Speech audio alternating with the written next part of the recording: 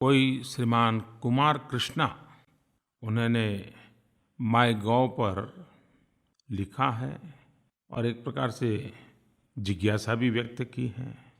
वो कहते हैं कि हमारे रहते हुए कभी गंगा सफाई का अभियान संभव होगा क्या? उनकी चिंता बहुत स्वाभाविक है, क्योंकि करीब-करीब 30 साल से काम चल रहा है। कई सरकारें आई, कई योजनाएं बनी, ढेर सारा खर्चा भी हुआ और इसके कारण भाई कुमार कृष्णा जैसे देश के करोड़ों लोगों के मन में ये सवाल होना बहुत स्वाभाविक है।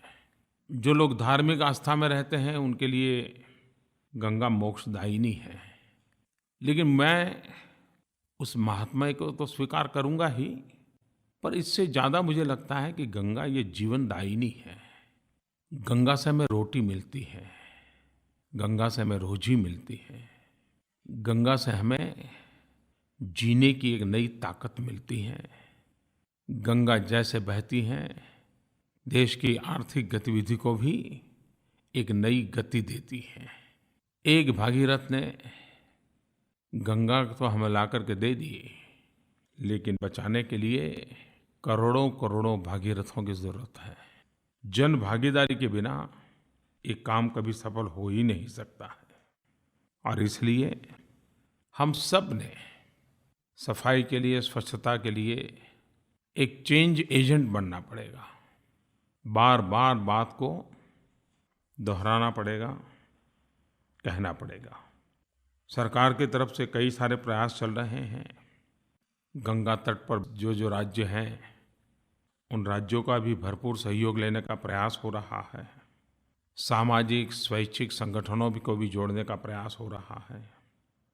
सरफेस क्लीनिंग और इंडस्ट्रियल प्रदूषण पर रोकने के लिए काफ़ी कदम उठाए हैं। हर दिन गंगा में बड़ी मात्रा में नालों के रास्ते से ठोस कचरा बह कर के अंदर आता है। ऐसे कचरे को साफ करने के लिए वाराणसी, इलाहाबाद, कानपुर, पटना ऐसे स्थानों पर ट्रैश स्कीमर पानी में तैरते-तैरते कचरा साफ करने का काम करते हैं।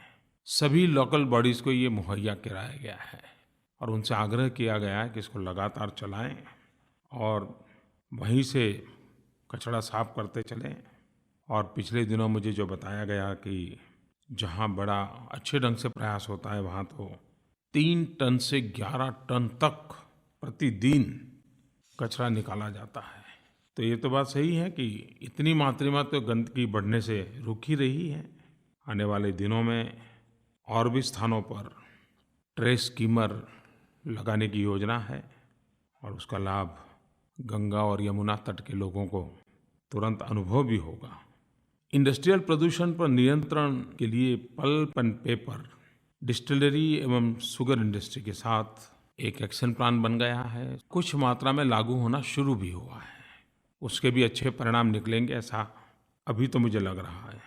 मुझे इस बात की खुशी है कि मुझे ये बताया गया कि उत्तराखंड एवं उत्तर प्रदेश, वहाँ जो डिस्टिलरी का जो डिस्चार्ज होता था, तो पिछले दिनों कुछ अफसर मुझे बता रहे थे कि ये जीरो लिक्विड डिस्चार्ज की ओर उन्होंने सफलता पा ली है। पल्प एंड पेपर इंडस्ट्री या ब्लैक लिकर की निकासी लगभग पूरी तरह खत्म हो रही है। ये सारे इस बात के संकेत हैं कि हम सही दिशा में बढ़ रहे हैं और एक जागरूकता भी बढ़ी है। और मैंने देखा है कि सिर्फ गंगा के तट के नहीं, दूर सुदूर दक्षिण का भी कोई व्यक्ति मिलता है तो ज़रूर कहता है कि साहब गंगा सफाई तो होगी ना। तो यही एक जो जन सामान्य की आस्था है, वो गंगा सफाई में ज़रूर सफलता दिलाएगी। गंगा स्वच्छता के लिए लोग डोनेशन भी दे रहे हैं। एक काफ़ी अच्छे ढंग से इस व्यवस्था को चलाया जा रहा है।